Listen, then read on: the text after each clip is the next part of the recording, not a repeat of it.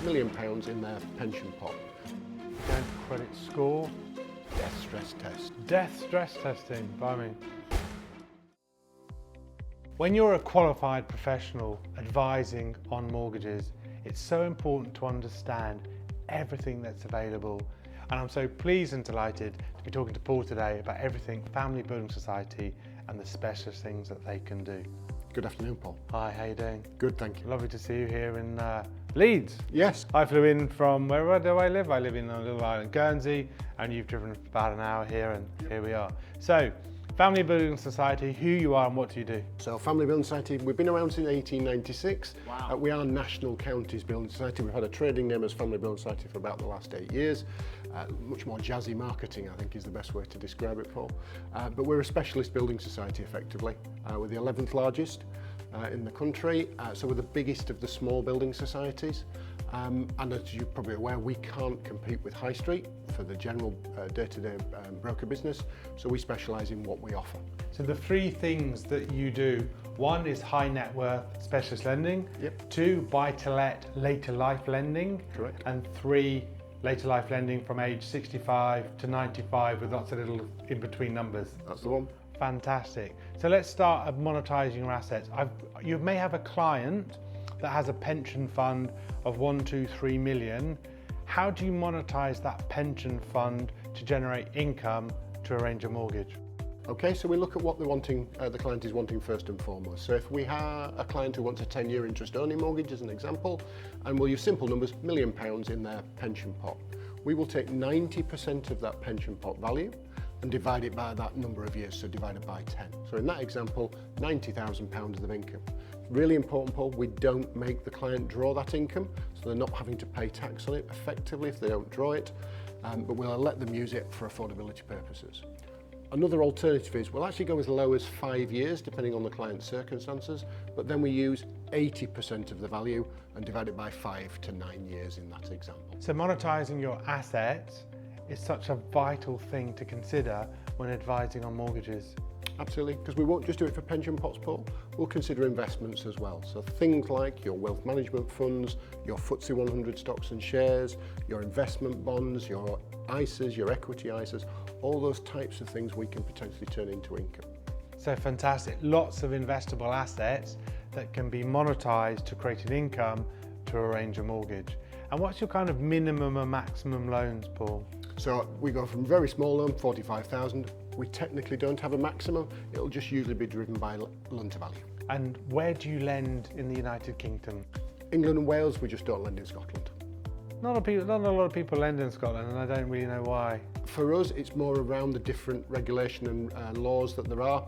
We are the size that we are, and we've chosen at this moment in time that the cost of doing that would actually be probably prohibitive. So what are the other things I need to be aware of? So we were talking the other day on the phone about a client that retirement interest only mortgages, what that means is that you could borrow up until age 110 if I live to 110. Effectively. And what loan to values? So up to 50% for retirement interest only, but we also do standard interest only mortgages, Paul, and they can go up a lot higher in loan to value. So we'll actually consider up to 80% loan to value on standard interest only mortgages. We'll consider up to 70% loan to value with pure downsizing as the repayment vehicle. And something very different to us to perhaps the high street is we have no minimum equity. It just has to be feasible that they can downsize in a 5 to 10 mile radius, or you might have family living in different parts of the country. So for argument's sake, if you're up here in Yorkshire, but you're wanting to move down to Devon because you've got family down there, we will consider that as an alternative repayment vehicle as well. Fantastic. And what other things do I need to know about your lovely lender? So lending later life, effectively we've got the 3 types of mortgage. So we've got interest only, we'll do capital and interest. We'll do capital and interest at the age of 95. So if you've got a 65-year-old client, we can potentially do a 30-year term. That might be useful because you've got the modern mortgage of joint borrower sole proprietor, Paul. So if you've got clients who are wanting to help their sons and daughters onto the property ladder, or actually if we flip it round, sons and daughters helping parents stay into their property for far later in life, we could potentially extend that term far longer than your average high street lender, helping from an affordability point of view. Those are very clever things and ways to look at underwriting and assessing a mortgage in this day and age. And you mentioned retirement interest only. That's a key one. For some clients, they want to stay in their home. They don't want to have to choose to downsize later in life. So we will, as we've said, consider up to 50% loan to value. But there is one big key difference in the affordability poll, and that's you have to apply the dreaded death stress test. Death stress testing, by me. So death stress testing is something relatively straightforward. If you've got a husband and wife as applicants, you will always look at the lowest income, pension income from applicant 2, and then what transferable benefits you've got from applicant 1. So for example, if they've got a £50,000 defined benefit pension, but only 50% of that transfers, then we'll only use the 50% in the affordability calculation.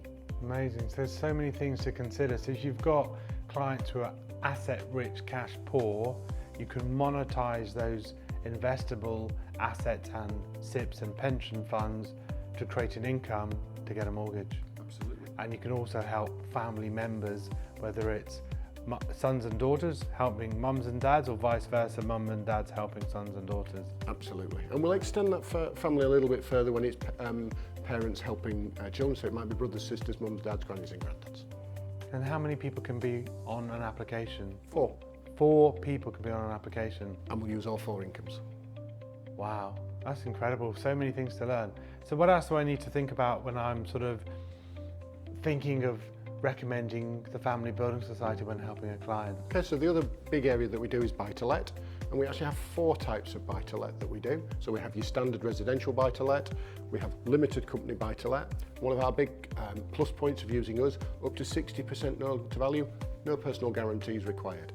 So a big one for many directors of limited companies. They don't want to have to do those PGs. Third part of buy-to-let is we do expat buy-to-let. So for those clients with UK passports, moving abroad or already live abroad in a variety of countries, we'll look to help them as well. And then finally we do offset buy-to-let.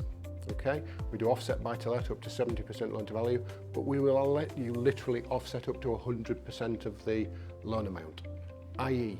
they could borrow the funds, put it back into the offset account and use it for a rainy day fund. So if you've got a landlord who's got multiple properties, but always thinking, where do I get my next bit of cash from to do that refurbishment, to look for that next deposit for that next property, they can effectively create, let's call it a slush fund. They can keep moving that money backwards and forwards and utilise it.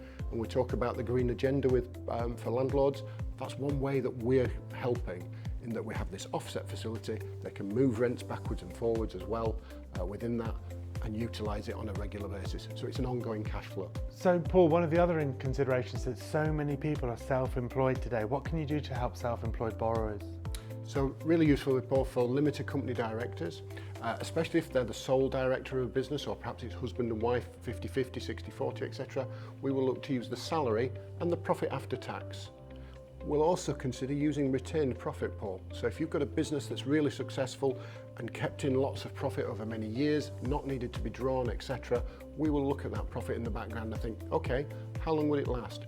Can we, a bit like we were talking about monetizing assets, can we monetize that and use that to help again from an affordability perspective? And from what I understand, you just do a credit check, you don't credit score. Correct. And everything is bespoke underwriting, where you would manually assess a client's bank statement to their income, accountant's verification. Correct. Just standard things you would expect when doing a manual bespoke solution. Absolutely. No credit scoring, is purely and simply a credit check, making sure that the client pays their bills on time, debts on time, etc. And then everything is manually underwritten. So the case is looked at by somebody like myself. We'll do the initial assessment, an underwriter will underwrite the case on the basis of what we've looked at. And then if we need any support from a director of lending, etc., if we're looking at larger loans, we've always got some additional assistance on hand there as well. On the screen now is all of the countries the Family Building Society can currently lend on. If you have an inquiry, please get in contact directly with the Family Building Society or ourselves if they're not available to you via your normal distribution route.